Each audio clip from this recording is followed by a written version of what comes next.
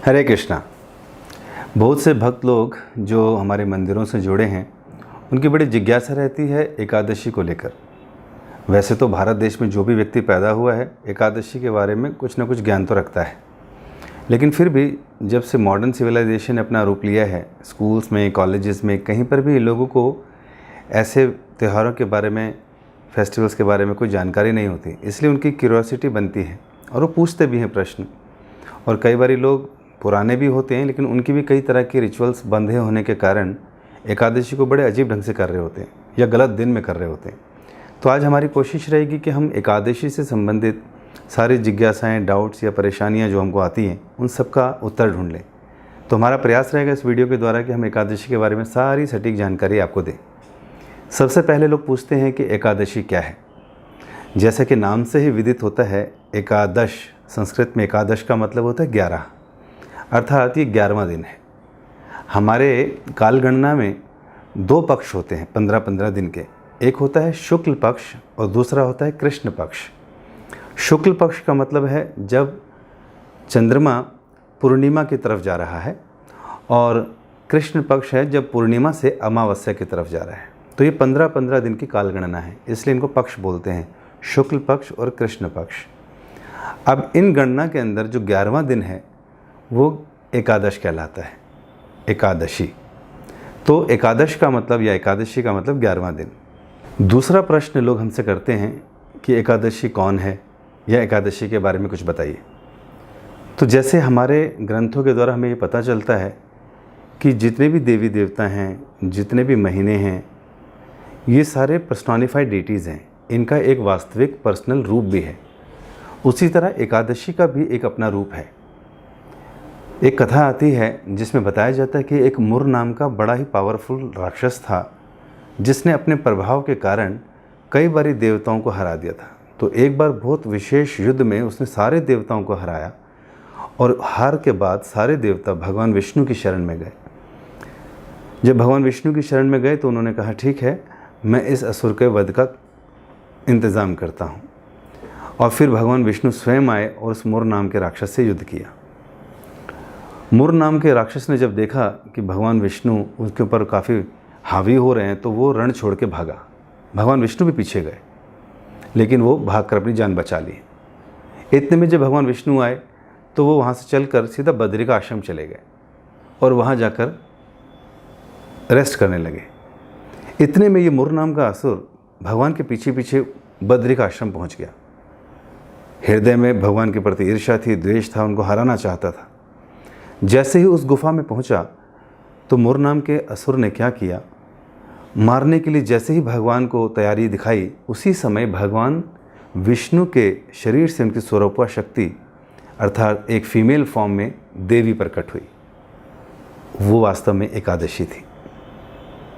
तो वो जैसे ही प्रकट हुई, अपने हाथ भुजाओं में उसने अस्त्र शस्त्र लिए थे और मुर नाम के राक्षस को देखकर उसने जो है ललकारा, और जैसे ही उसको ललकारा युद्ध के लिए, हुंकार भरी, उस देवी की हुंकार से ही वो मुर नाम का राक्षस मर गया।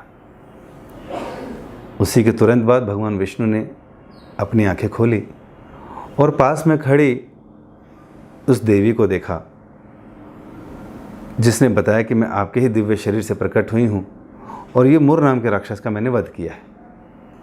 भगवान उनकी सेवा से बहुत प्रसन्न हुए। भगवान जब सो रहे थे, इसका मतलब ये नहीं कि उस समय संसार बंद हो जाता है या भगवान उस समय निष्क्रिय हो जाते हैं। भगवान की शक्तियाँ भगवान का काम करती हैं। तो इस प्रकार भगवान ने उससे प्रसन्न होकर बोला कि मांगो तुम्हें क्या चाहिए। तो उस देवी ने कहा कि हे भगवान, मुझे आप ऐसी शक्ति दीजिए कि मैं सारे तीर्थों में वास करूं, और जो लोग भी वहां आए मैं उनकी भक्ति का वर्धन करूं, उनके पापों को समाप्त करूं।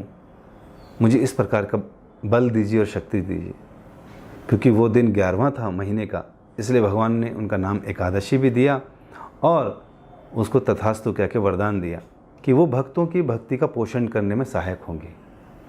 इस प्रकार एकादशी के दिन जो भी वैष्णव जन, भक्तजन व्रत इत्यादि रखते हैं, तीर्थों में भ्रमण करते हैं, भगवान का नाम जप करते हैं, उनके जीवन के सारे पाप समाप्त हो जाते हैं और भक्ति के और अग्रसर हो जाते हैं, भगवान के प्रेम के अग्रसर हो जाते हैं। एक कथा और भी आती है पद्म पुराण में। उसमें कहा गया जिस प्रकार भगवान ने जब ये सृष्टि की, इस सृष्टि में सबकी रचना करने के बाद कई प्रकार के पापों की भी रचना की। जैसे कि हमने बताया कि जो भी रचना होती है उन सब का पर्सोनिफाइड एक डीटी होता है, तो इसी तरह पापों का भी अपने आप में एक एक व्यक्ति स्वरूप के साथ था। जितनी तरह के पाप हैं, चाहे ब्राह्मण हत्या का हो, गो हत्या का हो, सारे पाप हैं और उनका कोई ना कोई पर्सोनिफाइड व्यक्ति भी है। इसी प्रकार जितनी भी चीज़ हम लोग और देखते हैं, विभूतियाँ देखते हैं, ये भी पर्सोनिफाइड डिटीज़ हैं इनके। तो इस प्रकार जब भगवान ने सबकी सृष्टि की तो उन सभी पापों से युक्त एक पाप पुरुष की भी रचना की, जो सभी पापों से युक्त था। और उसने क्या किया, उसने देखा कि भगवान ने हमारी रचना की है, लेकिन एकादशी के दिन क्या होता है, जो लोग भी भजन करते हैं, कीर्तन करते हैं, उस दिन ये सारे पापों का प्रभाव निष्क्रिय हो जाता है। और जो यमराज थे वो इस संसार के जीवों के द्वारा होने वाले पापों की सजा देने के लिए उनकी सेवा लगी थी। तो पहले तो भारी मात्रा में लोग आ रहे थे उन पापों के प्रभाव से, उस पाप पुरुष के प्रभाव से सारी जीवात्माएं वहाँ जा रही थी। लेकिन भगवान को लगा सृष्टि करने का उद्देश्य ये नहीं है कि जीवों को केवल नरकों में भेजकर पापों की यातना दिलवाएं। तो भगवान ने एकादशी का जो है उस दिन जो भी भगवान का नाम लेता है, जप करता है, कीर्तन करता है, तो सारे पापों से मुक्त हो जाता है, जैसे कि वरदान दिया था। उसी प्रकार सारे पाप करने वाले लोगों ने जब एकादशी के दिन नाम जप इत्यादि किया, भगवान की वंदना की, स्तुति की, तो सारे पाप मुक्त हो गए, लोग नरकों में जाने से बच गए। तो पाप पुरुष भगवान की शरण में आया कि भगवान आपने ही तो हमें प्रकट किया था, इस सृष्टि में हमारा भी तो योगदान है। अगर कहीं ना कहीं पुण्य है तो पाप भी होने चाहिए, कहीं पर उजाला है तो अंधेरा भी होना चाहिए। तो आपने ही हमारी रचना की है और आज हम लोग बेरोजगार हो गए, क्योंकि हमारे द्वारा प्रभावित लोग पाप करते थे, नरकों में जाते थे। लेकिन ये एकादशी के दिन विशेष ऐसा क्या है कि जो लोग भी, पापी से पापी व्यक्ति भी आपका नाम जप करता है, कीर्तन करता है या व्रत रखता है, तो हमारे प्रभाव से मुक्त हो जाता है, यमराज के पास नहीं जाता है। तो आप बताइए कि हम क्या करें? या तो हमारा अस्तित्व खत्म हो जाएगा, हम लोग मर जाएंगे और हमारा ये जीवन व्यर्थ चला जाएगा, क्योंकि हमारे को तो आपने ही उत्पन्न किया है। तो भगवान करुणावश कहते हैं, ठीक है, आप एक काम कीजिए, आप सारे पाप मिलकर आज के दिन, एकादशी के दिन, आप सारे अन्न के अंदर चले जाया करो। अगर तुम अन्न के अंदर चले जाओगे तो एकादशी के दिन होने वाला नाम जप कीर्तन, उसके प्रभाव से आप बच जाओगे, नहीं तो आपके जीवन को संकट है। तो पाप सभी खुश हो गए। और एकादशी के दिन, जिस दिन नाम जप कीर्तन अधिक होता है, उस दिन सारे के सारे पाप हर प्रकार के अन्न के अंदर चले जाते हैं। और एकादशी के दिन अगर कोई व्यक्ति अन्न ग्रहण करता है किसी भी रूप में, तो सारे के सारे पाप, कौन कौन से? गौ हत्या का पाप, ब्राह्मण हत्या का पाप, माता पिता की हत्या का पाप, भाई बहन की हत्या का पाप, अन्य जीवों की हत्या का पाप, चोरी का पाप, गुरु की निंदा का पाप, हर प्रकार के पाप उसके अकाउंट में चले जाते हैं एकादशी के दिन, अगर खाली वो अन्न ग्रहण कर ले। तो इस प्रकार वो लोग पाप अन्न के अंदर आ जाते हैं। इसलिए अगर हम लोग एकादशी के दिन अन्न ग्रहण करते हैं तो बिना किए वो सारे पाप हमारे अकाउंट में आ जाते हैं, और पापों का फल हमेशा बड़ा ही दुष्कर होता है। हमें पता भी नहीं चलता, हम तो अच्छा काम कर रहे थे, हम तो लोगों के साथ अच्छी बातें कर रहे थे, हम किसी का दिल नहीं दुखा रहे थे, लेकिन क्योंकि हम कहीं ना कहीं अनजाने में वो सब पाप कर रहे हैं, उसका फल हमें ही भोगना पड़ता है। इसलिए अगर पापों से बचना है तो एकादशी का व्रत करना चाहिए। कई बारी कुछ लोग हमारे पास आते हैं और ये कहते हैं, प्रभु जी एकादशी भी क्या अलग अलग दिन में पड़ती है? क्योंकि घर के मंदिरों के पास एकादशी का दिन कुछ और होता है और इस्कॉन से जो मैसेज आता है वो उसके अगले दिन होता है, तो हमें कौन सी एकादशी रखनी चाहिए? जी हाँ, बिल्कुल सही प्रश्न है। हम आपको बताना चाहेंगे कि एकादशी दो प्रकार की होती है। एक होती है संपूर्ण एकादशी और दूसरी होती है विधा एकादशी। संपूर्ण एकादशी वो एकादशी है जिसमें दशमी और द्वादशी का कोई मिश्रण नहीं होता। दशमी का मतलब 10वें दिन का और द्वादशी मतलब 12वें दिन का। उन दोनों दिनों की कोई भी उसके अंदर मिश्रण नहीं होता, इसलिए वो संपूर्ण एकादशी कहलाती है। अर्थात एकादशी ही के दिन से शुरू, एकादश के ही दिन खत्म। तो ऐसी एकादशी को संपूर्ण एकादशी कहते हैं। जो विधा एकादशी है वो दो प्रकार की होती है। एक होती है पूर्व विधा एकादशी और एक होती है पर विधा एकादशी। जो पूर्व विधा एकादशी है वो एकादशी का जो दिन है, जो सूर्य उदय होता है, उससे 1 घंटा 36 मिनट के बीच में जो पहले अगर दसवीं का मिश्रण है अंश मात्र भी, तो वो पूर्व विधा एकादशी हो जाती है। और उस एकादशी के दिन हम इसलिए उसका व्रत का पालन नहीं करते क्योंकि पद्म पुराण में कहा गया पूर्व विधा एकादशी जो है दैत्यानाम पुष्टिवर्धनम, अर्थात वो दैत्यों के जैसे असुरी गुण हैं वो हमारे अंदर जागृत करती है अगर हम पहली एकादशी रखते हैं, अर्थात पूर्व विधा एकादशी जिसमें दसवीं का मिश्रण है, जो जनरली आप कई बार देखते हैं। तो पद्म पुराण में ऐसा साफ साफ कहा गया है कि अगर हम पूर्व विधा एकादशी रखेंगे तो वो दैत्यानाम पुष्टिवर्धनम, वो आसुरी गुण हमारे अंदर उसको शक्ति देता है। इसलिए हम देखते हैं कई बार लोग इतनी भक्ति पूजा पाठ कर रहे हैं लेकिन पूर्व विधा एकादशी रख रहे हैं तो उनके जीवन में ज़्यादा बदलाव नहीं आता, उनके अच्छे गुण नहीं होते, और जो आसुरी गुण हैं काम, क्रोध, लोभ, मोह, मद, मात्सर्य, ये बढ़ते जाते हैं। असुरों को बल देने वाली एकादशी हो जाती है थोड़ी सी गलती के कारण। लेकिन अगर हम पर विधा एकादशी रखेंगे, अर्थात एकादशी का मिश्रण द्वादशी के साथ है अगले दिन, तो ये पर विधा एकादशी हो जाती है। इसे वैष्णव एकादशी कहते हैं। ये वैष्णवों के सद्गुणों को बल देती है, पुण्य कर्म जागृत करती है, भक्ति के प्रति उनको उन्मुक्त करती है। तो इसलिए भक्तों को चाहिए वो पर विधा एकादशी रखें। इसके अलावा एक होती है त्रिस्पर्शा एकादशी। ये बहुत ही महत्वपूर्ण एकादशी होती है। कई बारी समय काल गणना के अनुसार ऐसी एकादशी जिसमें एकादशी, द्वादशी और त्रयोदशी का भी मिश्रण हो जाता है, तो ऐसी एकादशी त्रिस्पर्शा एकादशी कहलाती है। इस दिन की रखी गई एकादशी 1000 एकादशियों के व्रत के समान के बराबर होती है। इसलिए जब कभी ऐसी त्रिस्पर्शा एकादशी आए तो भक्तों को वो भी करनी चाहिए। वैसे तो भक्तों को हर एकादशी को करना चाहिए, क्योंकि जब एक पक्ष में एक एकादशी आती है तो एक महीने में 2 पक्ष हुए तो 2 एकादशी हुई, एक साल में 24 दिन हुए अर्थात 24 एकादशी। तो भक्तों को चाहिए सारी एकादशी का पालन करें पूरे मन योग के साथ, श्रवण कीर्तन करते हुए, भगवान का नाम का जप करते हुए। और एक विशेष एकादशी आती है इन 24 एकादशी में जिसे हम बोलते हैं पांडव निर्जला एकादशी। नाम सुनते ही कुछ ना कुछ ज्ञान तो हो गया होगा। निर्जला मतलब ये ऐसी एकादशी है जिस दिन लोग निर्जल रहते हैं। इसके पीछे भी एक छोटी कथा है। भगवान कृष्ण अपने प्रिय भक्तों को, मित्रों को, युधिष्ठिर और उनके सारे भाइयों को सारी एकादशियों का महत्व समझा रहे थे और बता रहे थे कि किस प्रकार हमें एकादशी के दिन अन्न नहीं ग्रहण करना चाहिए। और परिवार में कुंती महारानी, युधिष्ठिर महाराज, अन्य सभी भाई, द्रौपदी, सब जो है एकादशी का पालन करते थे। जब इतनी महिमा सुनी तो भीम ने कहा, हे भगवान, मैं तो अति भोजी हूँ, वृकोदर हूँ, मेरे पेट में हमेशा अग्नि जो है ज्वलंत रहती है और मुझे कुछ ना कुछ खाना पड़ता है।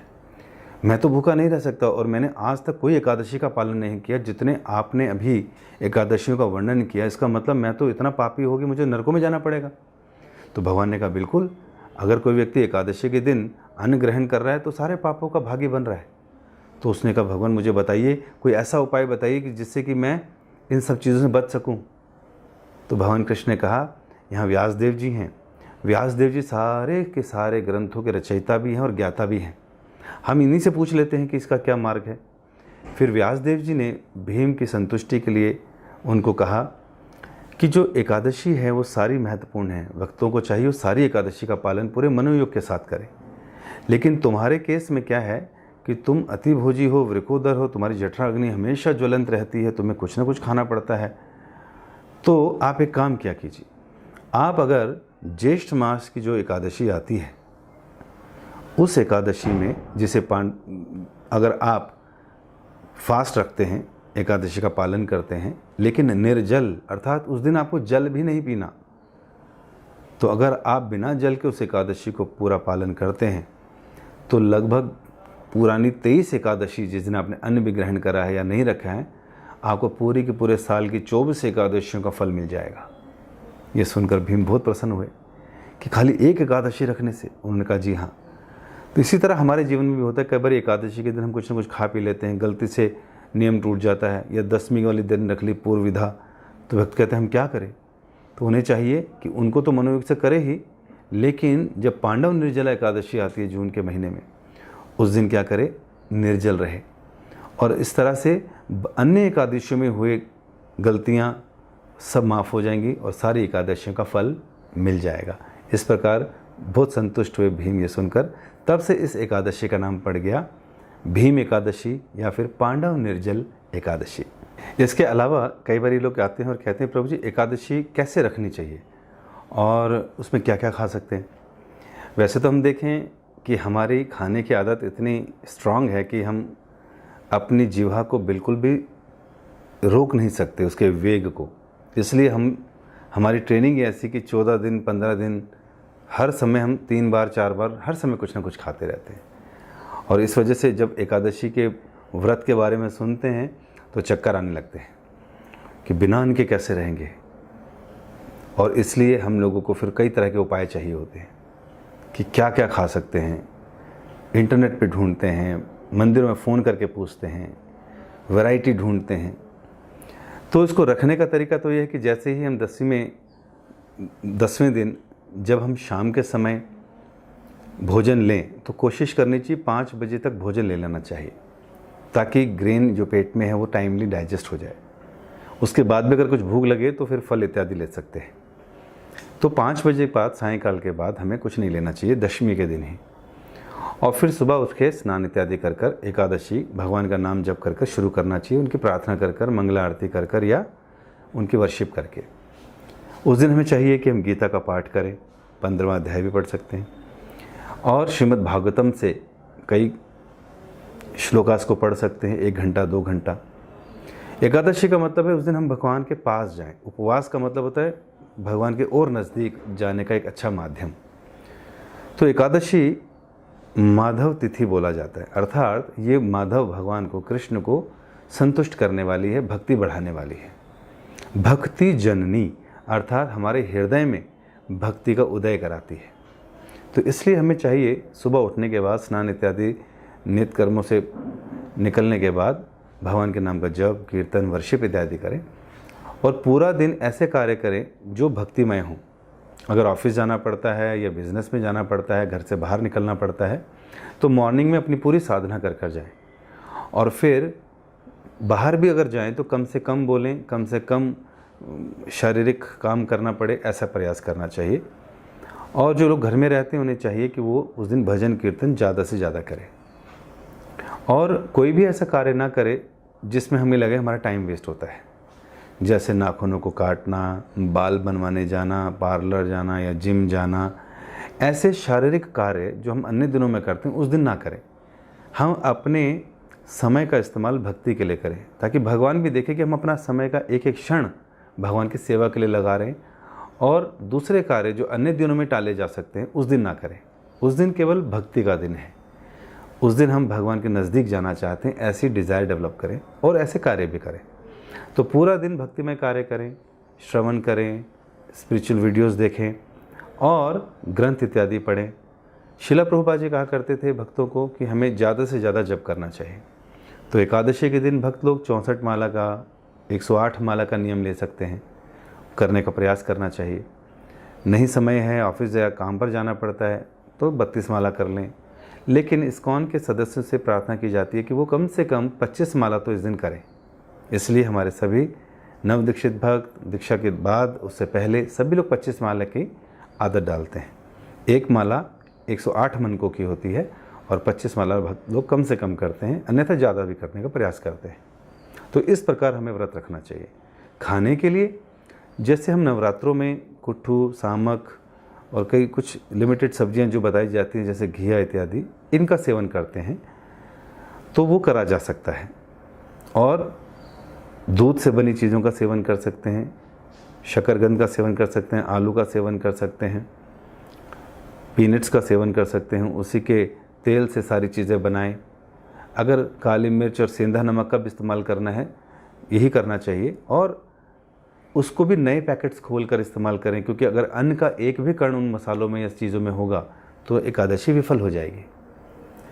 सबसे अच्छा तरीका तो यही है कि हम लोग एकादशी को फलों पे रखें या जल पर रखें, इसमें कोई दिक्कत नहीं होगी। अन्यथा कहा जाता है कि आप जल पे रखने का प्रयास कीजिए, और जल भी तब पीजिए जब बहुत अधिक प्यास लग रही हो, 12 बजे के बाद, 1 बजे के बाद। समय बढ़ाते चलिए। और बहुत ज़्यादा समस्या हो जाए तो आप जल पी लीजिए थोड़ा सा, फिर थोड़ी देर बाद और ज़्यादा दिक्कत हो फिर पी लीजिए। आप देखेंगे इस तरह से काफ़ी समय निकाल दिए। और ज़्यादा समस्या होने लग जाए तो आप उसके बाद फल इत्यादि ले सकते हैं। इस प्रकार निद्रा आ जाएगी रात में, और अगले दिन व्रत खोलने का समय 5:30 से लेकर 10 बजे के बीच में होता है। वो टाइमिंग्स भी कैलेंडर्स आते हैं, उससे आपको पता चल जाएगा, या इस्कॉन के किसी भी केंद्र से आप संपर्क करेंगे तो मिल जाएगा। तो पारण काल का जो समय होता है व्रत खोलने का, ब्रेकफास्ट टाइम, वो उसी के बीच में अन्न ग्रहण करके करना होता है। वो अन्न भी विधिवत रूप से साफ सुथरा सात्विक आहार हो, भगवान को भोग लगा हो, और उसके बाद उसको ग्रहण करना चाहिए। क्या खाएं और क्या ना खाएं के चक्कर में बहुत ज़्यादा मन को ना दुविधा में डालें। बेस्ट है कि जल पे रखें। सभी एकादशी को नहीं रखा जाता तो फल पे रखें, और वो भी शाम को संध्या के समय ही फल इत्यादि खाएं।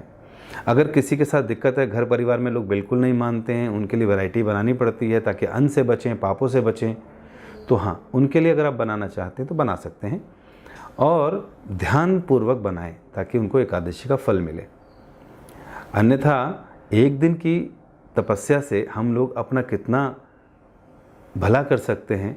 एक तो किसी भी प्रकार के पाप नहीं हुए, और दूसरी तपस्या हो गई। और बताते हैं आजकल साइंटिफिकली प्रूव किया गया कि अगर कोई व्यक्ति 16 घंटे का उपवास रखता है रोज़ अपने खाने में, शाम को 5-6 बजे ले लिया और अगले 9 साढ़े 9 बजे के बाद ब्रेकफास्ट लिया, तो 16 घंटे की जो फास्टिंग है हमारे शरीर के अंदर से हमारे पहले बॉडी को भी डिटॉक्सिफाइड करती है, और जितने भी जो हैं विषैले कीटाणु अंदर हैं जो साइंस को कॉज करते हैं, ऐसी चीज़ उनके साथ भी फाइट करके उनको भी नलीफाई करता है। तो इसलिए हमें फास्ट रखना ही चाहिए और आनंदपूर्वक इसका पालन करना चाहिए, और दूसरों को भी प्रेरित करना चाहिए। कई बार लोग पूछते हैं कि प्रभु जी एकादशी के दिन चाय पी सकते हैं क्या? क्योंकि अगर हम चाय नहीं पीते ना तो हमारा सर दर्द होता है, और सर दर्द की वजह से फिर हम लोग पूरा दिन परेशान रहते हैं।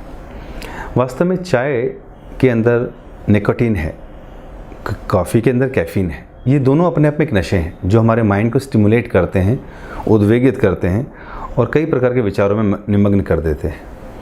इसलिए हम देखते हैं कि अगर हमारी कोई ऐसी आदत है चाय और कॉफ़ी पीने की, तो कहीं ना कहीं हमारे को अपने उस नशे के शिकंजे में रखता है। तो प्रयास करना चाहिए ये हमेशा के लिए ही छोड़ देना चाहिए।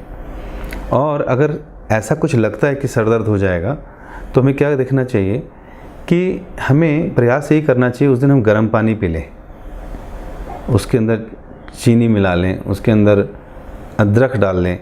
तो ऐसा कुछ करने से, पीने से क्या होगा कि कुछ ना कुछ फ़ायदा हो जाएगा, और जो मन हमारा को लगता है कि कुछ गरम गरम पीना था तो वो सब ठीक हो जाएगा। और ये एक आध बार की ही प्रॉब्लम है। प्रयास तो हमें ये करना चाहिए, अगर कोई इस प्रकार का सर दर्द है तो एक लंबी सी पट्टी ले लें कॉटन की, उसको गीला करके सर पे 2 बार लपेट लें। दिन में ऐसे 2 या 3 बार करेंगे तो सर दर्द ख़त्म हो जाता है। गैस पेट से बनती है तो चादर बड़ी जैसे होती है उसको भी हम लपेटें, और 8 इंच का बना लें उसको, और गीला करके उसको भी पेट में लपेट सकते हैं, तो सारी गैस ख़त्म हो जाती है। तो बड़ा फ़ायदा करते हैं ऐसे टिप्स। कुछ लोग ये भी कहते हैं कि प्रभु जी हम डायबिटिक हैं, कुछ ना कुछ खाना पड़ता है, तो इसलिए हमको व्रत नहीं रख सकते। तो देखिए हम लोग ना जन्मों जन्मों से खा रहे हैं, जन्मों जन्मों से जीवा पर नियंत्रण ना करने के कारण इस संसार में बार बार आना पड़ता है। जैसे हम प्रसाद प्रार्थना में कहते हैं, तार मध्य जीवहति लोभमय सुदुर्मति, ताके जेता कठिन संसारे, कृष्ण बड़ा दयामय। कहा जा रहा है कि हमारे पूरे शरीर में जो जीवा है एकदम सेंटर पॉइंट पर, इसको काबू पाना, इसके वेग को बहुत ही मुश्किल है। अगर इसको काबू कर लिया ना तो पूरा जीवन हमारा सही ढंग से चल सकता है। तो एकादशी का एक दिन ऐसा आता है जिस दिन तपस्या करते हैं और जीवा पे नियंत्रण करते हैं। तो अगर हम लोगों को डायबिटिक हैं तो उसका कारण ये नहीं है कि एकादशी की वजह से हमको ऐसा कुछ प्रॉब्लम हो रहा है। उसके पीछे कारण ये है कि हम लोगों का सुबह से लेकर शाम तक की जो दिनचर्या है बड़ी उल्टी सीधी है, और कुछ भी खाते हैं, कहीं भी खाते हैं, फ्राइड कुक्ड कुछ भी, उसकी वजह से गैसेस बनती हैं, उसकी वजह से हम लोग ब्लड प्रेशर और शुगर भी रहती है। अगर आप सात्विक भोजन करेंगे, सुबह जल्दी उठेंगे, प्राणायाम इत्यादि करेंगे, तो आपका बीपी शीपी सब खत्म हो जाएगा, शुगर सब चली जाएगी। लेकिन आपको नियमित और सात्विक जीवन जीना पड़ेगा। तो हमने ही अपने जीवन को इस प्रकार कर रखा है जिसकी वजह से बीमारियां हुई हैं। तो अगर आप सात्विक जीवन जिएंगे तो बीमारियां खत्म हो जाएंगी, नशे खत्म हो जाएंगे, और एकादशी बहुत आसानी से सुखपूर्वक आनंद में करेंगे। उसके बावजूद भी अगर आपको समझ आ गया है और अभी नहीं वेगों को कंट्रोल कर पा रहे, तो उस दिन आप फल खाने के बाद ऐसी कोई दवाई ले सकते हैं अगर आपको लगता है तो, अन्यथा इसकी आवश्यकता ही नहीं पड़ेगी। और फिर कई बार लोग पूछते हैं कि कौन लोग रख सकते हैं। कि कुंवारियाँ लड़की रख सकती हैं क्या, या जो विडोज़ हैं वो रख सकती हैं क्या, या विवाह से पहले नहीं रखना चाहिए, विवाह के बाद रखना चाहिए क्या, छोटे बच्चों को तो कुछ भी खिलाना चाहिए, उनका क्या दिक्कत है। जबकि हमें मालूम होना चाहिए कि जब ये कहा गया अन्न के अंदर सारे पाप आ जाते हैं, तो अब ये पाप जो भी अन्न खाएगा उन सबको लगेंगे, चाहे वो बच्चा हो, चाहे वृद्ध हो, चाहे डायबिटिक हो, चाहे कोई भी हो, कोई एक्सक्यूज़ नहीं चलेगा। इसलिए हमें चाहिए कि हम अपनी जीवन शैली को बदलें। और व्रत कौन रख सकता है? बताया जाता है 8 से 80 साल के सभी लोगों को रखना चाहिए। इसका मतलब ये नहीं कि 80 के बाद अगर हमको कुछ भी खाने की छूट मिल गई उसके बाद भी रखना चाहिए, लेकिन शारीरिक की इम्यूनिटी और संरचना ऐसी हो जाती है कि उस समय व्यक्ति रख नहीं पाता। लेकिन जो भक्त हैं, डिटरमाइंड हैं, भगवान की भक्ति में आनंद उठा रहे हैं, वो आराम से रख लेते हैं। तो 80 के बाद भी रख सकते हैं। और 8 साल के बाद इसलिए कहा जाता है क्योंकि बालक कई बार छोटे होते हैं, जिद्दी होते हैं, हठी होते हैं, तो वो जिद करते तो उनको मनाया जा सकता है, नहीं मानते तो खिलाया जा सकता है। लेकिन अगर वैष्णव परिवार है तो वो बच्चों को बचपन से पैदा होने के बाद से एकादशियाँ रखवाते हैं। तो हमें प्रयास करना चाहिए कि हर उम्र के व्यक्ति से एकादशी का पालन करवाना चाहिए। और ऐसे दिनों में कहीं जाना नहीं चाहिए। फेस्टिवल है, किसी के घर में फंक्शन है, वो केक खिला दिया, उन्होंने ये कर दिया, नहीं, आप उस दिन आप घर पे रहिए, भजन कीजिए।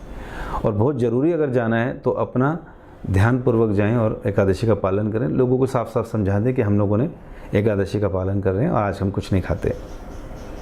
और इस प्रकार जो लोग ये कहते हैं कि गर्ल्स को रखना चाहिए कि नहीं, या किस उम्र में रखना चाहिए, तो इस सबका पालन करना चाहिए, सबको करना चाहिए। एकादशी रखने से कोई दिक्कत नहीं होती, बल्कि लाभ ही पहुँचता है। कई बार लोग बोलते हैं प्रभु जी हम सोमवार का रखते हैं, वीरवार का रखते हैं, तो ये भी रखें क्या? देखिए, अब सोमवार का, मंगलवार का, वीरवार का कोई भी व्रत रखें, उससे लाभ पहुँचेगा। कोई ना कोई देवता का व्रत है वो। लेकिन अगर आप उनको नहीं भी रखते तो उससे कोई नुकसान नहीं है। लेकिन अगर आप एकादशी व्रत नहीं रखते तो उससे नुकसान ही नुकसान है। तो इसलिए एकादशी रखना बहुत ज़रूरी है, बाकी अन्य रखें ना रखें। और वैसे भी अगर हम एकादशी, जो कि माधव तिथि है, भक्ति जननी है, भगवान को प्रसन्न करने वाली है, उसको रख लेंगे ना, तो अन्य सभी व्रतों का जो देवी देवताओं के भी हैं वो सब के फलों का समावेश एकादशी में मिल जाएगा। तो इस प्रकार हर व्यक्ति को रखना चाहिए, हर उम्र के व्यक्ति को रखना चाहिए, हर जेंडर के व्यक्ति को रखना चाहिए, हर कास्ट, क्रीड, कलर, नेशनैलिटी सबको रखना चाहिए और पूरा आनंद उठाना चाहिए। तो इस प्रकार हमें इस व्रत का पालन निश्चित रूप से करना चाहिए, बहुत ही महत्वपूर्ण है। और प्रयास करना चाहिए एकादशी के दिन हमें पूरी तरह से, पूरे मनोयोग के साथ कृष्ण के नाम, गुण, रूप और लीलाओं का वर्णन करना चाहिए, श्रवण करना चाहिए। और भक्तों से अगर बात करें तो इसी विषय पे करनी चाहिए। और फिर क्या नहीं करना चाहिए? वो सारे कार्य ना करें जो हमें कृष्ण का विस्मरण कराते हों या उनको भुलाते हों, भक्ति से दूर करते हों, भक्तों के संग से दूर करते हों, या हमारा मन विचलित रखते हों या एंटरटेनमेंट की तरफ लगाते हों। तो उस दिन टीवी ना देखें, मोबाइल फ़ोन ऑफ रखें, उस दिन फालतू की बात ना करें, घर पे ही रहने का प्रयास करें और अधिक से अधिक जप करें। आप देखेंगे कि 15 दिन में एक दिन इस एकादशी का पालन करने से आपको भक्ति का ऐसा बूस्ट मिलेगा कि आप अन्य 14 दिनों में बड़ी ही सही चेतना से जीवन जिएंगे। इसलिए हमें एकादशी को, जिसे हम भक्ति बूस्टर कहते हैं, ज़रूर करना चाहिए।